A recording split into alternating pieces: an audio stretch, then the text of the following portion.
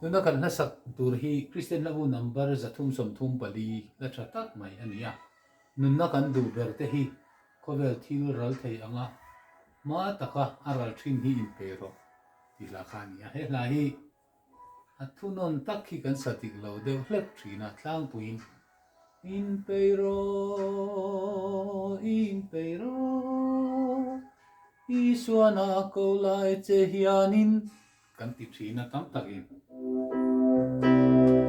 Isuana ko lai che hianin ti jok turani la so tin chu baka in pero vati vat turani vati piel vat turani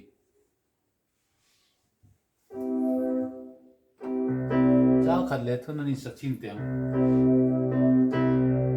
Nunna kan du berte hi kovel thil ral thei anga mata ka an ral thin hi in pero mi te an lo kiam zela van duai na alo thlena indam lai nia ma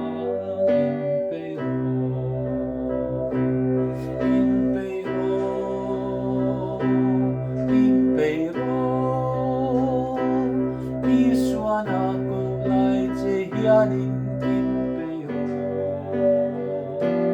Suala I om rem chuanin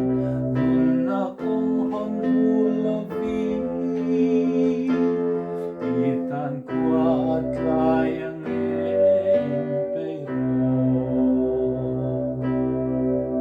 Khativel khan sak